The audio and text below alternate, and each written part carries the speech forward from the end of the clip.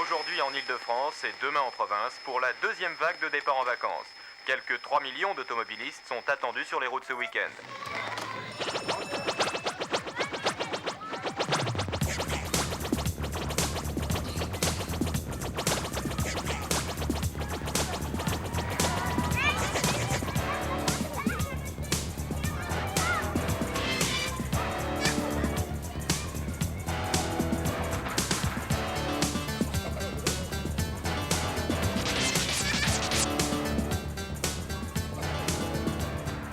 Chaque année en France, 14 000 enfants de moins de 10 ans sont impliqués dans un accident de la route.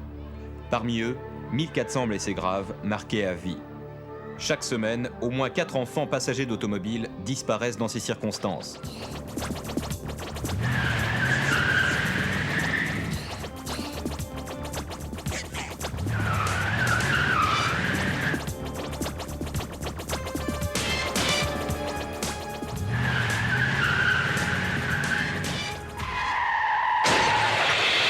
En voiture, 3 enfants sur 4 sont en situation de risque.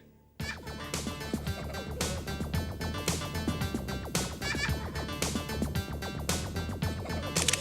Pépé Mémé là-bas.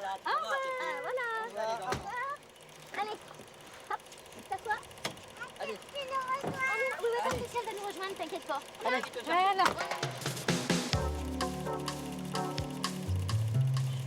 L'automobile est un espace clos, dans lequel la famille se sent comme protégée du monde extérieur, une sorte de second chez soi. Or cet espace, conçu aux dimensions de l'adulte, n'est pas adapté au monde de l'enfant.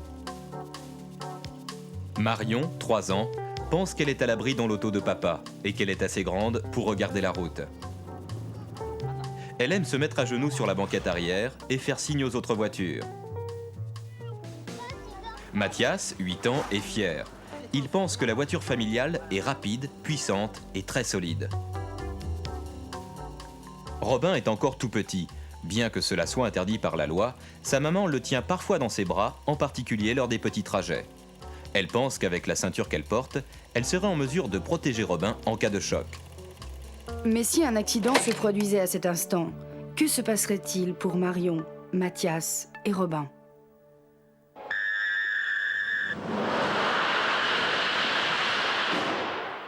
Le laboratoire des chocs et de biomécanique de l'Institut national de recherche sur les transports et leur sécurité réalise depuis de nombreuses années des recherches sur la sécurité des passagers d'automobile et notamment sur celle des enfants. Installé à Lyon-Bron, ce laboratoire dispose de moyens expérimentaux importants qui lui permettent de simuler des accidents dans des conditions très proches de la réalité. Des mannequins d'essai, fidèles copies de l'être humain, sont utilisés. Le mannequin est un instrument de mesure, équipé de capteurs d'effort, d'accélération et de pression. Ces mesures permettent d'évaluer l'intensité des chocs.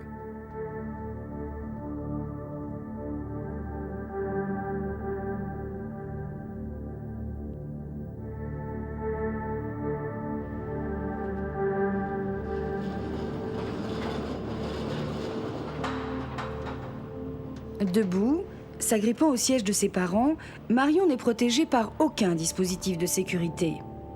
Observons ce qui se produirait en cas de choc à une vitesse de 20 km/h seulement.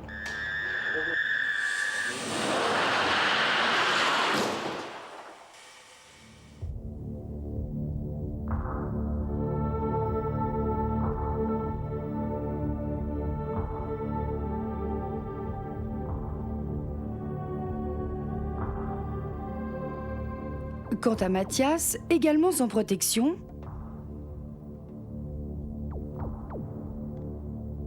le mannequin, qui n'est maintenu par aucun dispositif de sécurité, est projeté contre les structures rigides du véhicule, voire éjecté du véhicule.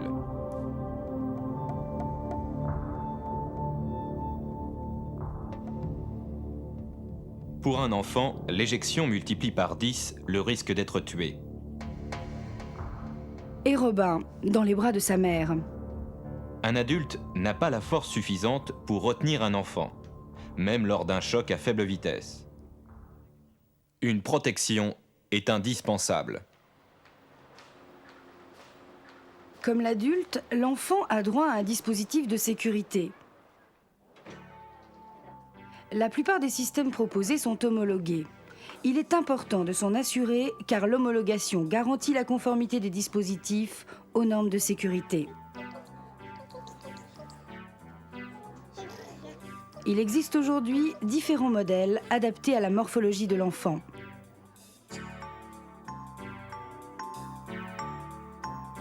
Pour les bébés, les dispositifs du groupe A. Il s'agit des lits auto et des nacelles.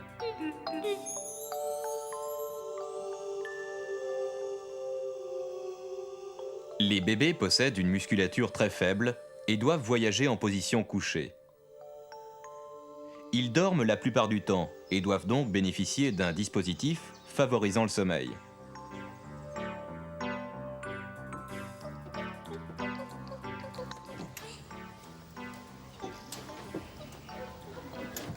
Le lit de sécurité doit être installé de préférence le long de la banquette. De telle sorte que la tête de l'enfant soit le plus éloignée possible de la portière du véhicule.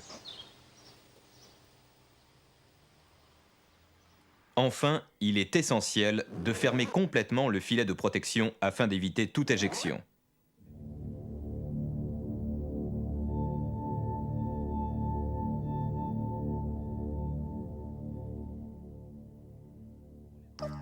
Pour les enfants de 1 à 3 ans, les dispositifs du groupe B. Le siège auto doit être fixé par des sangles spécifiques ou le plus souvent directement par la ceinture de sécurité qui équipe les places arrière des véhicules.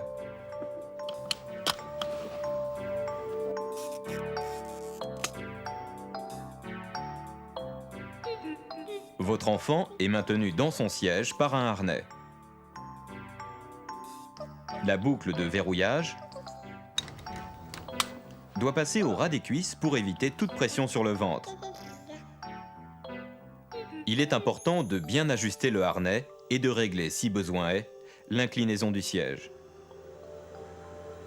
Votre enfant est surélevé, il est bien maintenu latéralement. Ainsi, il participe au voyage dans de bonnes conditions de confort.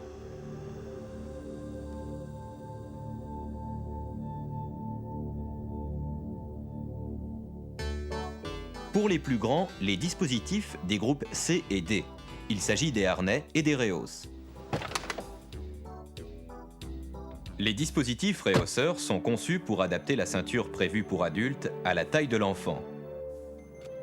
Ainsi, la sangle baudrier passe de façon correcte sur le thorax.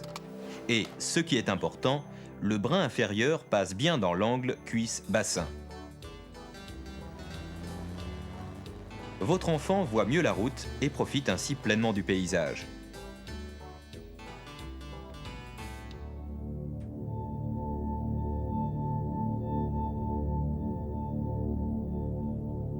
Un dispositif est indispensable. Mais attention au montage. La sécurité de vos enfants dépend avant tout d'un bon ancrage du dispositif au châssis de votre voiture, quel que soit le système utilisé. Dans tous les cas, il est impératif de se conformer aux instructions précises du fabricant. La sécurité ne s'improvise pas. Attention, pas de bricolage. Des accessoires inadaptés tels que coussins, courroies et sandaux sont dangereux.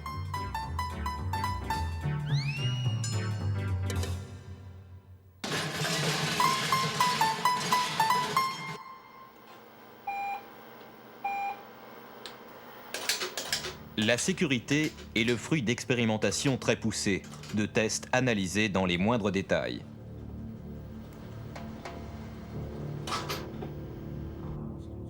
La recherche sur la sécurité des enfants progresse constamment. Dispositifs intégrés au siège du véhicule, enfants faisant face à l'arrière.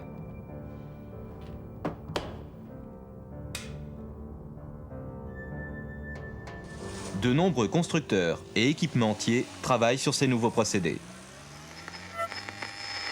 Journée rouge, aujourd'hui en Ile-de-France et demain en province, pour la deuxième vague de départ en vacances. Quelques 3 millions d'automobilistes sont attendus sur les routes ce week-end.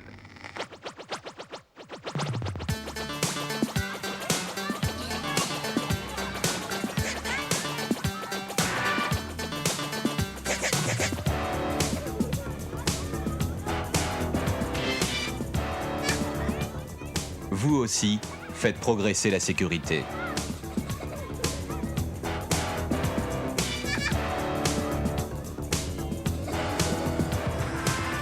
Vous les aimez?